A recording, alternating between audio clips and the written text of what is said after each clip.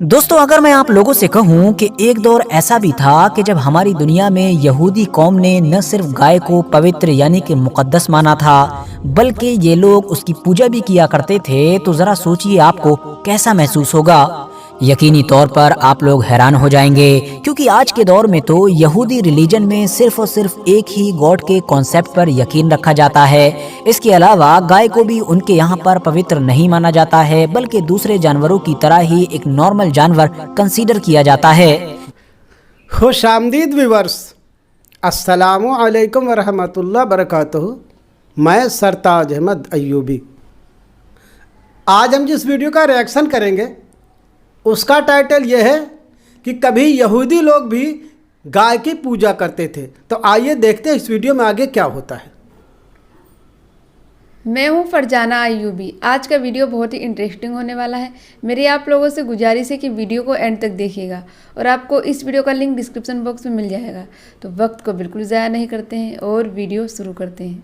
दोस्तों, अगर मैं आप लोगों से कहूं कि एक दौर ऐसा भी था कि जब हमारी दुनिया में यहूदी कौम ने न सिर्फ गाय को पवित्र यानी कि मुकद्दस माना था, बल्कि ये लोग उसकी पूजा भी किया करते थे, तो जरा सोचिए आपको कैसा महसूस होगा। यकीनी तौर पर आप लोग हैरान हो जाएंगे, क्योंकि आज के दौर में तो यहूदी रिलीजन में सिर्फ और सिर्फ एक ही गॉड के कॉन्सेप्ट पर यकीन रखा जाता है। इसके अलावा गाय को भी उनके यहाँ पर पवित्र नहीं माना जाता है, बल्कि दूसरे जानवरों की तरह ही एक नॉर्मल जानवर कंसीडर किया जाता है। वो लोग दूसरी चीजों की तरह इसका मीट भी खा लेते हैं। इवन उनके यहाँ पर जो कुर्बानियाँ होती आई हैं या हो रही हैं, वो भी गाय की ही होती हैं। और आजकल तो वैसे भी पूरी दुनिया में वो 5 लाल गाय की कुर्बानी वाली खबर गर्दिश कर रही है, जिससे आप लोग ऑलरेडी बाखबर ही होंगे। दरअसल मामला ये था कि कोहे तूर पर आने से पहले मूसा अलैहिस्सलाम ने अपनी कौम को सब कुछ डिटेल में तो बताया ही था, साथ ही साथ अपना एक नायब यानी कि अपना एक उत्तर अधिकारी भी चुन लिया था, ताकि उनकी गैर मौजूदगी में वो पूरी कौम को लीड कर सके और पूरी कौम को सही रास्ता दिखा सके।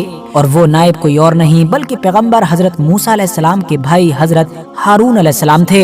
अब हुआ ये कि 30 दिन में कोहे तूर से वापस आ जाने का वादा करने वाले हजरत मूसा अलैहिस्सलाम जब 30 दिन के बाद भी वापस नहीं आए, क्योंकि मैंने जैसा कि आपको पहले ही बताया कि उनके 30 दिन बाद में 40 दिन में बदल दिए गए थे, तो अब यहाँ पर सहराए सीना में जो कौम बनी इसराइल थी उसका सब्र टूटने लगा। उन लोगों ने मूसा अलैहिस्सलाम के बारे में तरह तरह की बातें करना भी शुरू कर दी।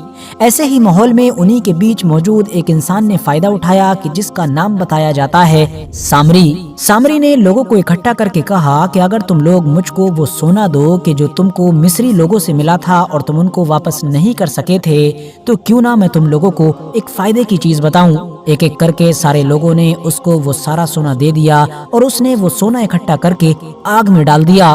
भट्टी में जलकर जब वो सोना पूरी तरीके से पिघल गया, तो उसने पिघले हुए सोने की मदद से एक बछड़ा तैयार किया और उसके बाद उसने उसे एक मुश्त मिट्टी को भी इसके अंदर डाल दिया कि जो उसके पास मौजूद थी, जिसके बाद उसका ये बछड़ा बिल्कुल उसी तरह से बोलने लगा जैसे नॉर्मल एक बछड़ा आवाज करता है।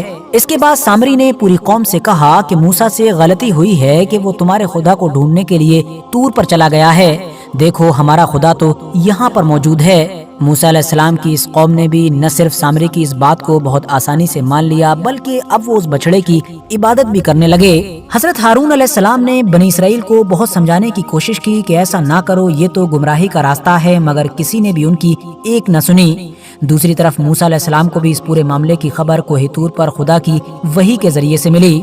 उनको बहुत ज्यादा रंज हुआ और वो फौरन गुस्से की हालत में अपनी कौम की तरफ वापस पलटे और उन्होंने अपनी कौम को मुखातिब करते हुए कहा कि ये तुमने क्या कर डाला। भला मुझसे ऐसी कौन सी देरी हो गई थी कि जो तुमने ये सब कर डाला। उनकी कौम ने कहा कि हमारा कोई कसूर नहीं, हमारे ऊपर तो मिस्री लोगों के सोने का ये बोझ था जिसका फायदा उठाकर सामरी ने हमको गुमराह किया। इसके बाद हजरत मूसा अलैहिस्सलाम अपने भाई हजरत हारून के पास आए और उनकी गर्दन पकड़ ली, जिस पर हारून अलैहिस्सलाम ने कहा कि मेरी कोई गलती नहीं है, मैंने तो इन लोगों को हर तरह से समझाने की कोशिश की थी, इन लोगों ने मुझको कमजोर पाकर मेरे कत्ल का इरादा कर लिया था। प्यारे भाई, तू मेरे सर के बाल ना नोच और ना ही दाढ़ी पर हाथ चला और इस तरह से ना ही दूसरे लोगों को हंसने का मौका दे। इसके बाद हजरत मूसा अलैहिस्सलाम फाइनली सामरी की तरफ पहुँचे और उससे पूछा, क्या ये सब कुछ तूने किया है? इस पर सामरी ने जवाब दिया कि मैंने वो बात देखी कि जो इनमें से किसी ने भी नहीं देखी थी। میں نے دیکھا کہ جس وقت فرعون کو پانی میں ڈبو کر غرق کیا جا رہا تھا اس وقت خدا کے فرشتے حضرت جبرائیل علیہ السلام فرعونیوں اور بنی اسرائیل کے بیچ میں موجود تھے۔ جہاں پر بھی ان کے گھوڑے کا پاؤں پڑا کرتا تھا، یعنی ان کے گھوڑے کے پیر کی جو مٹی تھی اس میں اثر حیات یعنی کہ زندگی پڑ جاتی تھی اور خاک زمین بھی فوراً ہری بھری ہو جاتی تھی۔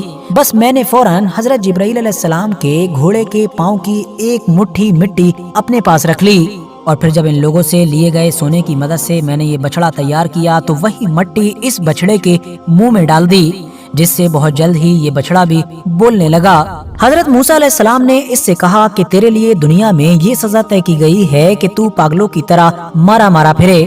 جب بھی کوئی تیرے پاس آنے کی کوشش کرے گا تو بھاگتے ہوئے کہے گا کہ مجھ کو ہاتھ نہ لگانا، اور یہ تو صرف دنیاوی سزا ہے، ورنہ ایسے نافرمانوں کے لیے قیامت کے دن ایک الگ عذاب مقرر ہے۔ اور اے سامری، تو یہ بھی دیکھ کہ جس بچڑے کو تو نے اپنا معبود بنایا تھا ہم اس کو بہت جلد ہی آگ میں ڈال کر خاک کیے دیتے ہیں اور پھر اس خاک کو پانی میں بہا دیتے ہیں تاکہ تجھ کو اور تیرے مقتدیوں کو یہ پتا چلے کہ ان کے بنائے گئے معبود کی کیا قدر و قیمت ہے۔ ویسے تو ابھی تک میں نے آپ لوگوں کو یہ جو پوری سٹوری سنائی ہے اس کا کانسیپٹ صرف اسلام میں ہی نہیں بلکہ سارے ہی ابراہمک ریلیجن یعنی کہ اسلام کے ساتھ ساتھ کرسچینٹی اور یہودیت میں بھی پایا جاتا ہے۔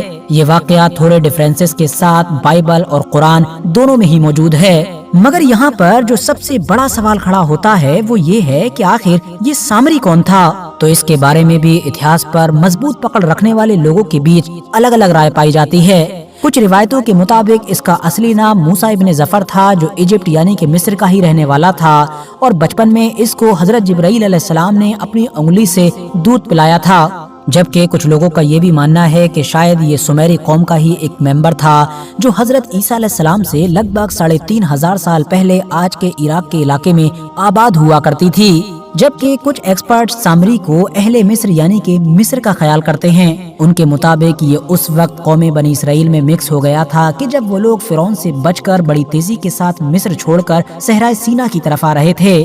حضرت ابن عباس نے کہا ہے کہ سامری ایک ایسی قوم کا آدمی تھا جو گائے کی عبادت کیا کرتی تھی۔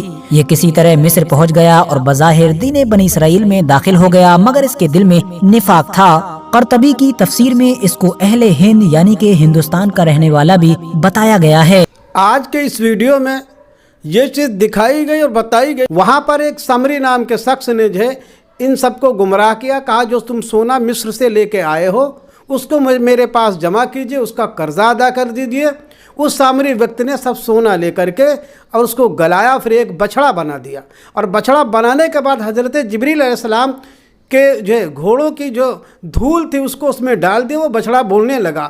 پوری قوم جو ہے موسیٰ علیہ السلام کی گمراہ ہو گئی۔ جب آپ وہاں سے واپس آئے تو دیکھا کہ سب جو ہے بچڑے کی پوجا کر رہے ہیں۔ جو ہے آپ نے اپنے بھائی ہارون کو کی گردن دبائی اور بال نوچے تو ان کے بھائی نے کہا بھائی ایسا مت کیجئے، میں نے بہت ان کو روکا، یہ تو میرے قتل کا ارادہ کر رہے تھے جو ہے، اور بھائی ایسا ہنسی مت کیجئے تھے۔ آپ نے اس سمری کے پاس پہنچے اور سمری سے کہا تو نے ایسا کیوں کیا؟ تو اس نے کہا کہ میں نے جب لشکر جو ہے فرعون کا ڈوبتے ہوئے دیکھا تھا اور فرشتے آ رہے تھے تو میں نے ان گھوڑوں کی ٹاپوں کو یعنی جبریل علیہ السلام کی گھوڑے کی ٹاپوں کی دھول لے لیے جو ہے اور لے کر کے اس بچڑے کے منہ میں ڈال دی، یہ بولنے لگا۔ تو یہ واقعہ جو ہے حضرت یہ موسیٰ علیہ السلام کا تھا، ان کی قوم کیسے گمراہ ہوئی، اور کچھ لوگ کہتے ہیں یہ سامری وقت جو تھا ہندوستان کا رہنے والا تھا۔ آئی ہوپ آپ کو یہ ویڈیو اچھی لگی ہو۔ ویڈیو کو لائک کریں، شیئر کریں، کمنٹ کریں۔ اگر آپ ہمارے چینل پر نئے ہیں تو ہمارے چینل کو ضرور سبسکرائب کریں۔ تب تک کے لیے اللہ حافظ۔